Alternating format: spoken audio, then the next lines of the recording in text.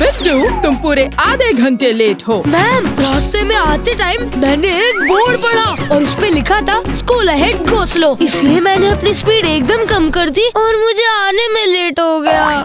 बिट्टू का बहाना कर दे प्रॉब्लम को रवाना। बिट्टू बहानेबाज नया शो हर रोज दोपहर 12:30 बजे सोनिक पर। Watch full episodes on Jio Hotstar. रतन की शादी एक गांव में हुई थी। शादी के बाद वो एक दो बार अपनी पत्नी को अपने ससुराल में लेकर गया था, लेकिन उसके बाद कभी वहां जाना नहीं हुआ। रतन की पत्नी चिट्ठी भेजती है, रतन के ससुराल से जवाब आता है, लेकिन एक दिन। कितने दिनों से बोल रही हूँ कि काम से छुट्टी ले लीजिए, मैं कुछ दिनों के लिए माँ के पास जाना चाहती हूँ। छुट्टी? वो भी इस वक्त? असंभव। तो फिर कब संभव होगा बताइए जरा। अरे रे, तुम गुस्सा क्यों हो रही हो? तुम गुस्सा क्यों हो रही हो? गुस्सा ना हो, पिछले 2 सालों से मायके नहीं गई हूँ मैं। 2 महीनों से माँ ने मेरी किसी चिट्ठी का जवाब ही नहीं दिया है। क्यों? कई बार आने के लिए कहा था, आपको समय नहीं मिला इसलिए वहाँ जाना भी नहीं हो पाया, इसलिए नाराज हो गई। ये तो बिल्कुल भी अच्छा नहीं हुआ। तुम्हें तो पता ही है ना, पहले से जानकारी दिए बिना ऑफिस से छुट्टी लेना असंभव है। इसलिए अगले महीने की शुरुआत में ही मैं पहले से ही 2 दिनों की एडवांस छुट्टी ले लूंगा। अब मैं चलता हूँ। आज ही एप्लीकेशन दे दीजिए। दे दूंगा। अब मैं जा रहा हूँ, चलो। हे ऊपर वाले। जैसे ही रतन बहुत मेहनत के बाद ऑफिस में 2 दिनों की छुट्टी मैनेज करता है, वैसे ही रतन की पत्नी को काफी तेज बुखार चढ़ जाता है।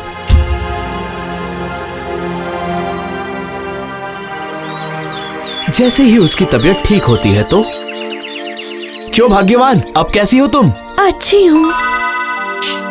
ये क्या, आप अभी तक रेडी नहीं हुए? मैं नहीं जाने वाला। नहीं, आप जाइए। लेकिन तुम्हारी तबीयत?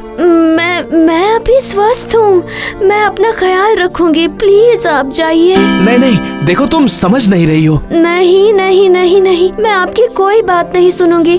कई दिनों से माँ पापा की कोई खबर नहीं मिली, इसके बाद आपको दोबारा छुट्टी नहीं मिलेगी। आप एक बार वहाँ जाकर आइए, तभी मुझे शांति मिलेगी। अच्छा ठीक है, तो फिर दोपहर वाली ट्रेन से चला जाऊंगा, वहाँ शाम तक पहुँच जाऊंगा।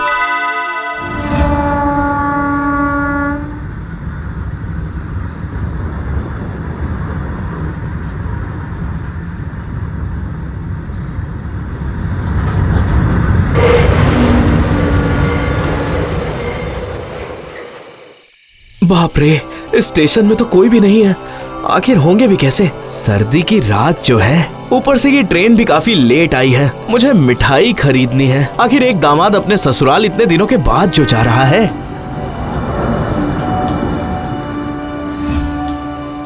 रतन एक मिठाई की दुकान की तरफ आगे बढ़ जाता है।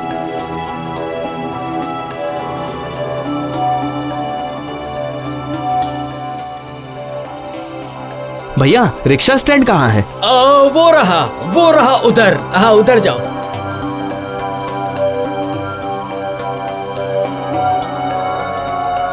चलो भाई, राधा नगर जाना है।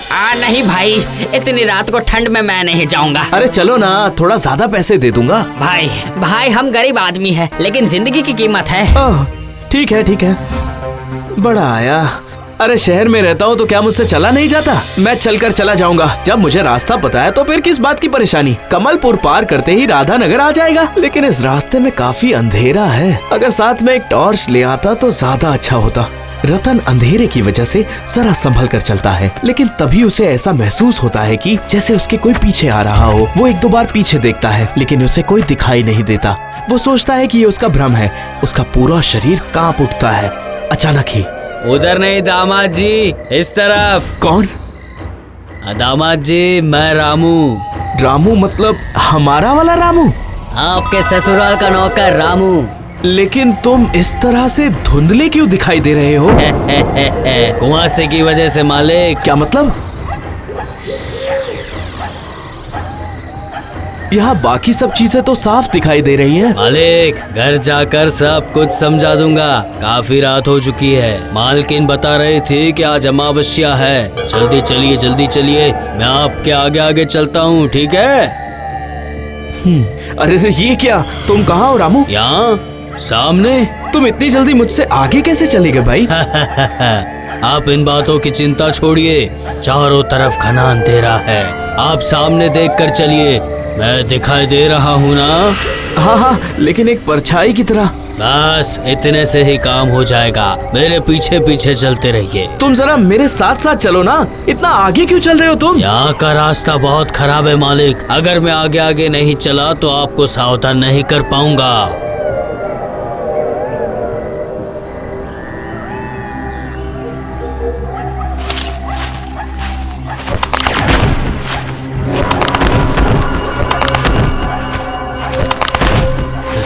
हट हट, जाओ जाओ, यहाँ से जाओ, अभी जाओ, ये तुम्हें कुछ नहीं करेगा, जाओ।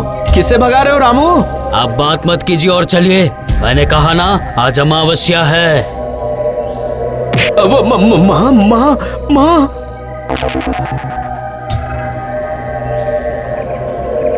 नीचे मत देखिए मालिक। क्यों? आज के दिन कई तरह की लालच, लालसा धरती के ऊपर उठती है इंसानों को अपने वश में करने के लिए।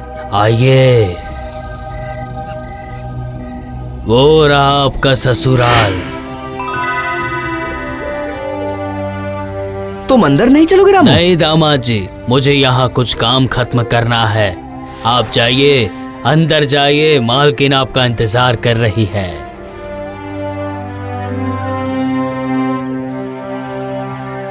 अच्छा रामू, ठीक है। रामू, ये क्या, ये कहाँ गया? बड़ी अजीब बात है, भूत की तरह आया और भूत की तरह ही चला गया। सासू माँ जब भी नाराज होती थी तब गुस्से में इसे भूत कहकर ही डांटा करती थी। सच में ये भूत ही है, बेवकूफ।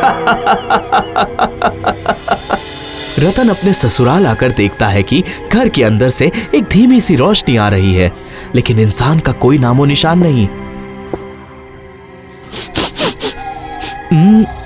ये तो बड़ी अजीब सी गंध आ रही है यहाँ से। मुझे समझ नहीं आ रहा है, इतने दिनों के बाद इकलौता दामाद ससुराल आया है, ये जानने के बावजूद सभी इतने चुपचाप क्यों है? आखिर सब कहाँ है? माँ, माँ, अंदर आ जाओ रतन बेटा।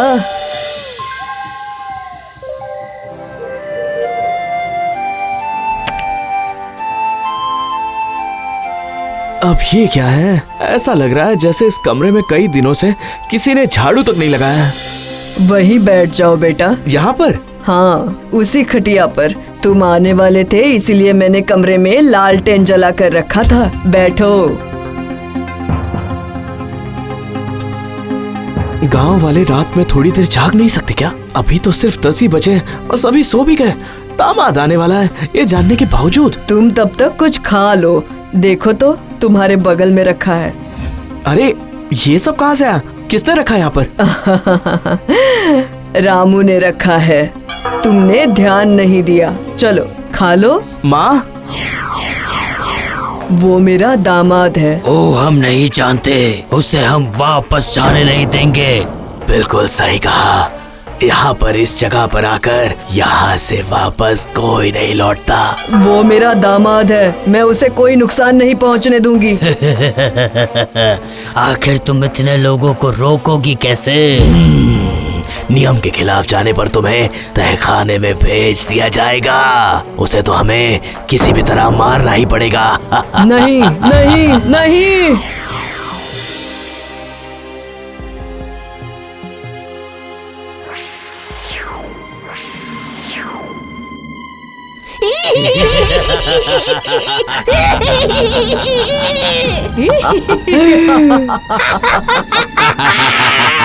माँ, माँ, माँ बचाओ। टेबल के ऊपर जो चाबी रखी है उसे उठा लो बेटा। लोहा पास में रहने से कोई भी तुम्हारा कुछ नहीं बिगाड़ पाएगा।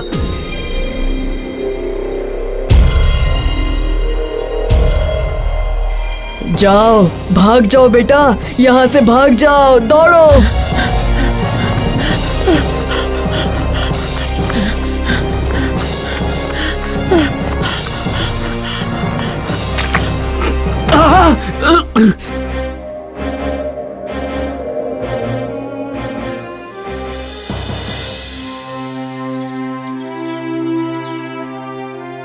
पानी, पानी, पानी। चलो, इससे होश आ गया। ए सुनो, पानी दे, पानी दे।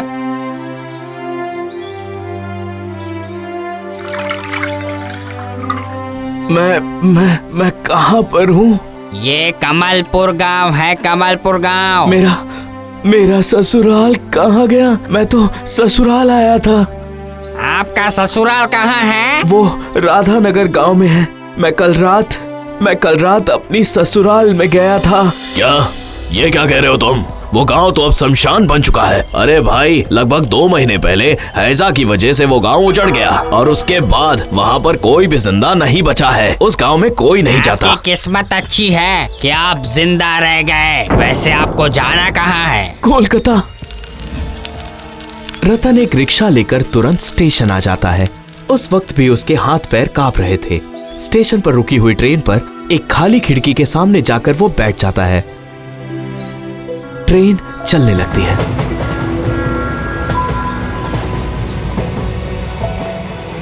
माँ को क्या हुआ क्या पता। मेरे बारे में मत सोचो, तुम ठीक हो, मैं बहुत खुश हूँ। मेरी बेटी से कहना अब हम इस दुनिया में नहीं रहे। तुम लोग खुश रहो।